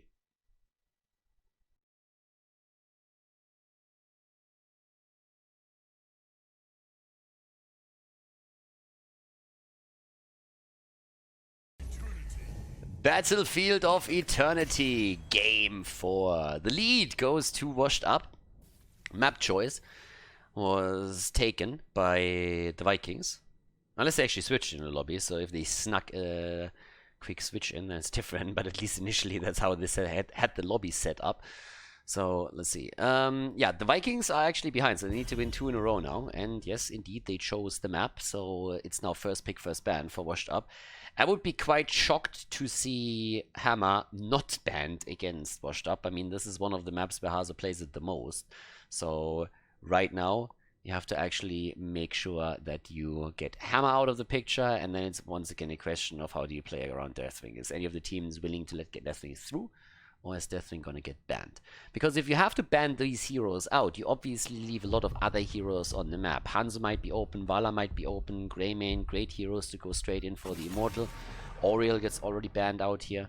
There's always a couple of additional strategies that you can also check out here. Yep, there's the Deathwing ban. I would assume that the second one is going to be Sergeant Hammer. And yeah, then it comes down to the question of what kind of strategy Washed Up wants to play, because there's a multitude here. You need to have some damage against the Immortal, and then you're playing around the heroes that I mentioned. If you want to have more burst damage, and of course Li Ming and Jaina are super high on the priority list. Make will very likely lock in Jaina first if he gets the chance. It's pretty much a standard opening for him. Li Ming first, sorry. That's why Li Ming is actually banned, because it's literally his hero on the map. So now that the hero is taken away, Make can't play that anymore. There's the hammer ban, as expected. That means that Jaina as a mage is still open, but of course we still have Vala Greymane up for grabs. As is Hanzo. So those are the big three when it comes to immortal damage at this point. And, well, let's see. First pick for Washed Up is going to be... I'm actually really curious to see what they're going to lock in. Okay, it's Chromie. Chromie was banned in the last game, so this time they didn't want to risk anything. The Chrome Star, a little fake dragon, gets picked, okay. And how is Make reacting now that his Li Ming is banned out? Because this is his standard hero. I swear to God, every single time that Li Ming is open and they have first pick, bam, Make goes in, picks Li Ming, and then plays around that. This time Berghult with Tyrael, Malfurion together with it. So maybe a Greymane setup here? Maybe even a ban against Greymane? Sanctification, of course, around the Immortal is always nice. If you want to really force the issue, force the fight, force the objective. Could also, in theory, play that with Tracer. Mark on Tracer would be another big deal. That might be a ban that they consider as well. Yeah, Malfurion Tyrael Tracer is pretty nasty as well. So I would probably rather go up against their Greymane than against their Tracer combo with that. Ana together with Chromie, the nano boost is going to be fun. Mal'Ganis at the front again. Rexa gets banned out. Okay, so he's not going to make an appearance. And I think now most likely a Tracer ban. Make was known for his Tracer for a long time. And Tyrael plus Malfurion with Tracer. This is pretty much the best Tracer setup that you can actually hope for. So unless they feel that Tracer is not going to do anything against them, we are likely going to see a ban against her.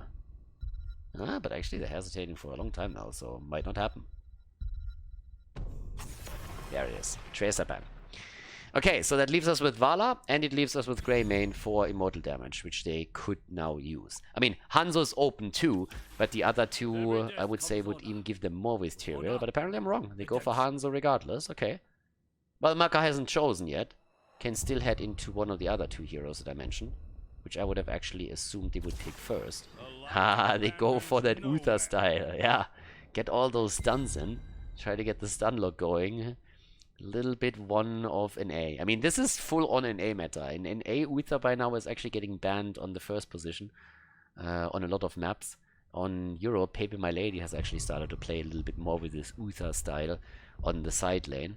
And it's a hero that now gets banned against them because they just like to play that style. So everybody's just like, yeah, we don't want to deal with that. So yeah, get rid of it.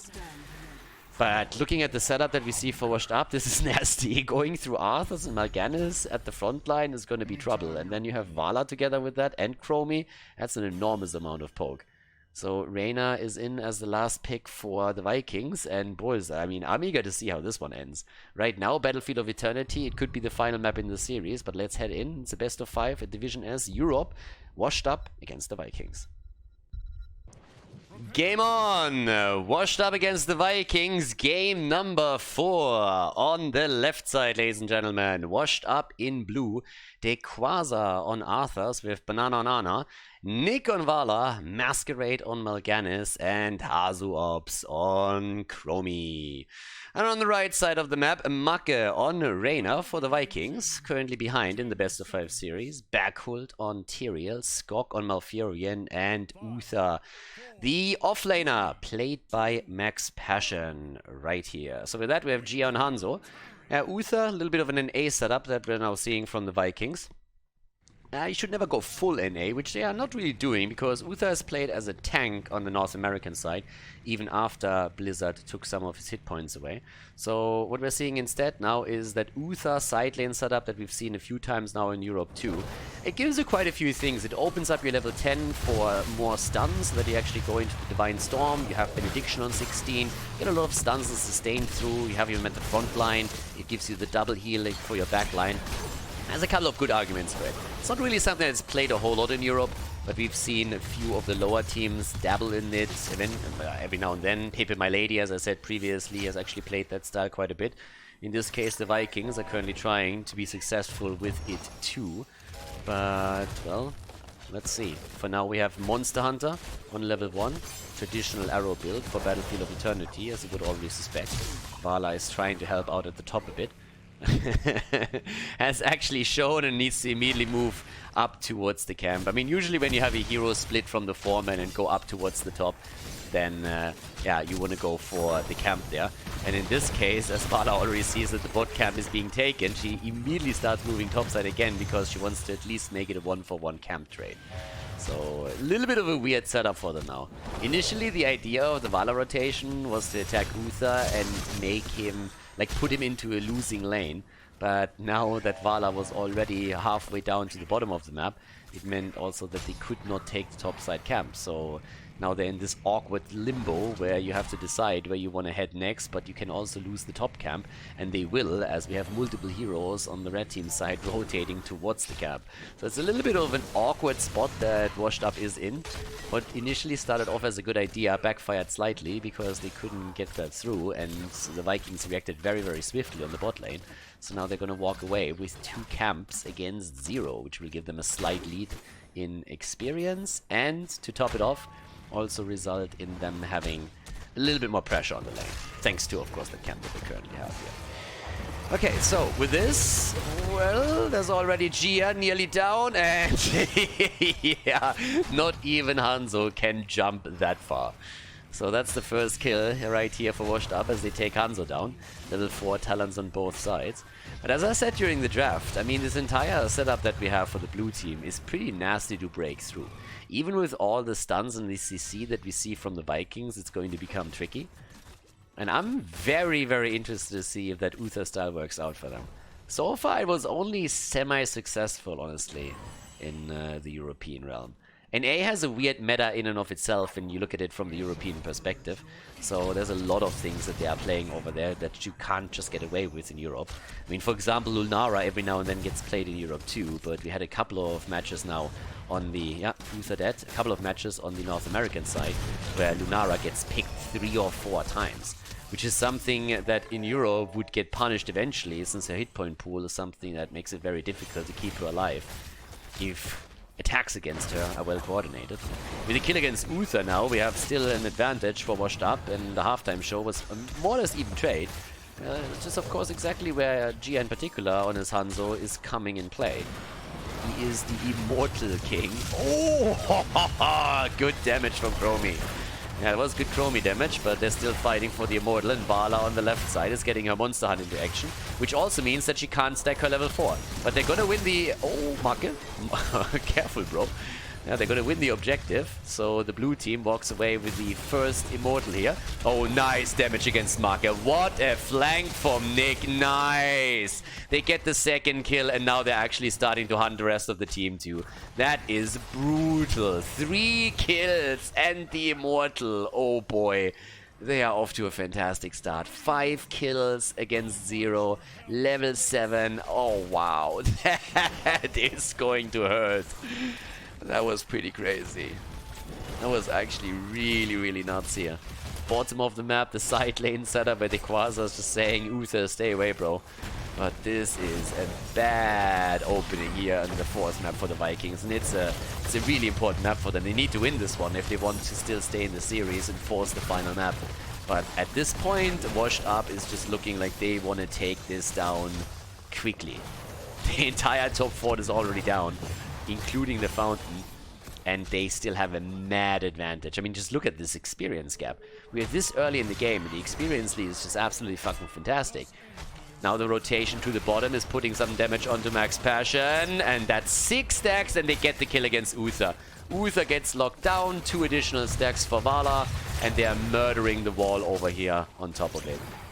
Wow. Just wow. What a start into game number 4. Absolutely incredible. Typical builds for the heroes thus far. And Vala is going to work on that level 4 to try and get even more mortal damage in. Talking about stacks, we have 24 now for Chromie on her level 1. Has also her heroic ability that kicks in at level 8. We could, in theory, start to use that now too. They want to go through the bottom wall and they take the tower down with ease. If they eliminate the Fountain, that would be another nice setup. Arthur's is sitting topside right now.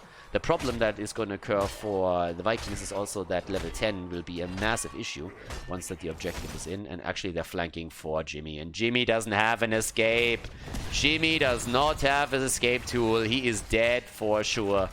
Down goes Marker, a sleep setup, a little bit of a B-step here even by Masquerade. And Nick is saying, hey boys, I might actually be able to stack a little bit more here. He's on 8 stacks now thanks to all these setups. They're just rotating around and picking up the kills wherever they want them. It's honestly insane. And now with level 10 nearly there, just look at Vala, just no fucks given. Not afraid of anything. They go for Uther again, and Uther gets crushed. Yeah, side lane my ass. 8 kills against 0, level 10 in their hands. The only thing that can bring the Vikings back is their heroic ability. And they need to wait 1.5 levels for that to kick in. It's a disaster. This opening is an absolute disaster for them right now. Never go full NA, ladies and gentlemen. Never go full NA. Not if you want to win. Yeah, here comes the quick kill. And Washed Up walks away with a halftime show without even having to fight a single enemy hero. And they're even evading the opponent's camp.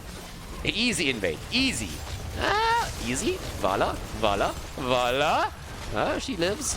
Vala lives. They take the camp. And Max Passion on his Uther is nearly dead. Turns around for the stun, but they're going for the Immortal now once again. They Quasar. Yeah, nearly eliminated. Vala. She's gonna die. Yes, she's dead. This time Uther. The revenge of North America. As Uther says, hey, I'm useful. So he comes in, gets the final hit against Vala, and they actually haven't taken the objective yet. Yeah, now maybe an opportunity for the Vikings to fight back here, but they still don't have any heroic abilities. Keep that in mind. They get some damage in. Vala's going to be back in another 3 seconds. It's the setup though. There's still a lot of heroics up. Nano Boost, for example, being one of them. Could use that on Chromie. But I have to hand it to the Vikings. They're actually really fighting tooth and nail for this one. So yeah, nicely done. Now the opportunity to grab this one, and then goes to the bottom fort. Chances of the bottom fort surviving this, 0. Doesn't have to be 100% shield immortal. And they pick up the experience here. Now we have Hanzo's arrow, Sanctification. I'm waiting for the 2 supports to pick their talent. Okay, Tranquility, and it should be Divine Storm. Yes, it is Divine Storm. I would have been shocked to see a Divine Shield coming out there. That would have been really, really weird. So they're already wrapping around at the top. They want to force the fight. And here we go. The pain train is coming, baby. Choo-choo. But everybody is just running. Red team is on the run. With the exception of Uther. I mean, he has the lumberjack skin. Of course he's manning up. Of course he mans up. But that also means that he dies. Bergholt might also fall. Gets looped back in, but barely escapes. They Quasar. There's the strafe. Nick is a bit low.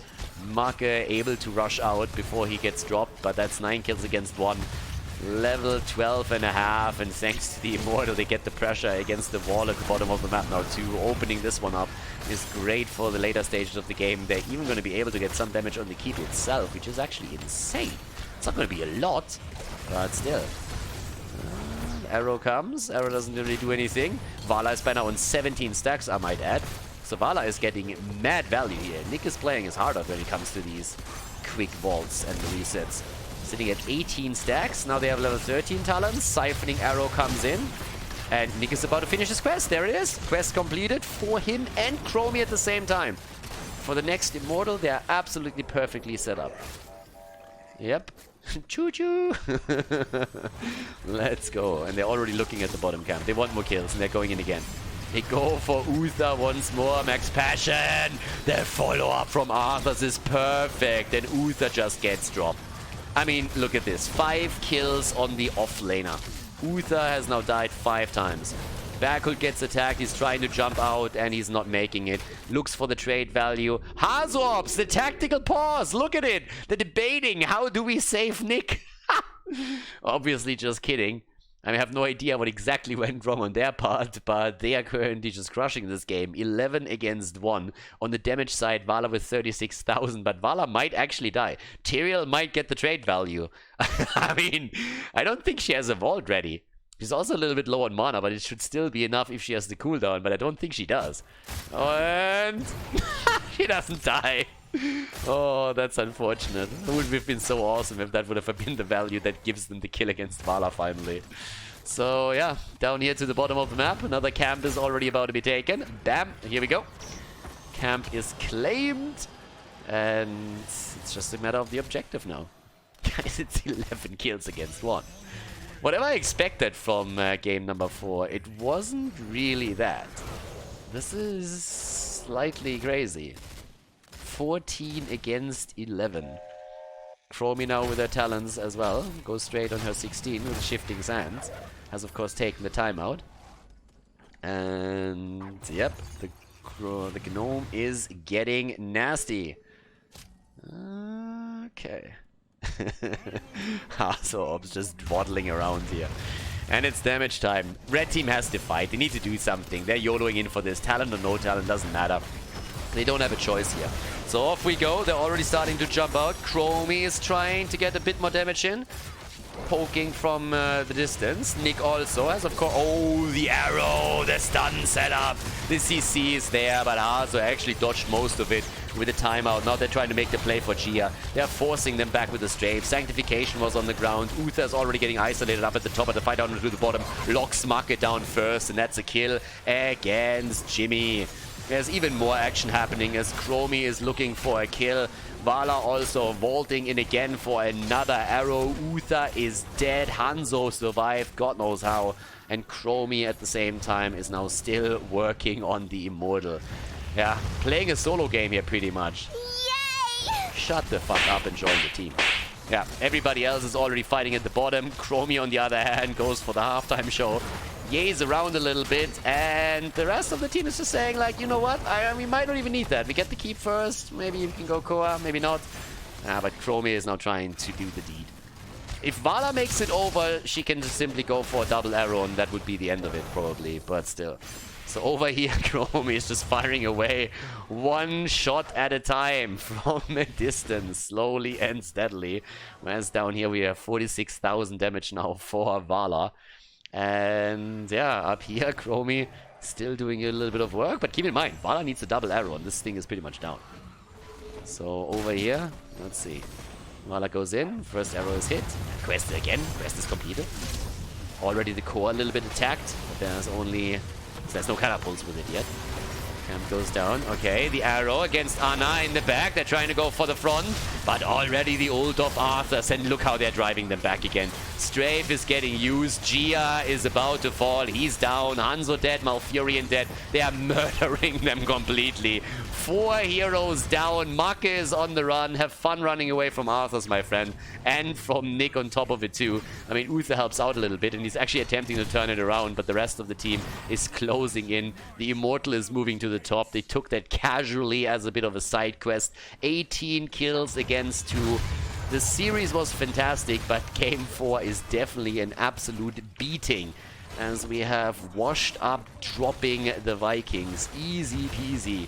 Yeah, they're going for the core and there's nothing to stop them. The heroes come back, but the Immortal alone is already going to finish the job there. At least the stun setup drops Vala, so she's down. Finally, Uther is a bit useful, but the core is obviously going to get ended here. And that is a 3-1 victory. 4 washed up over the Vikings in Division S Europe. GG, and well played as Washed Up picks up their second match win in Season 2.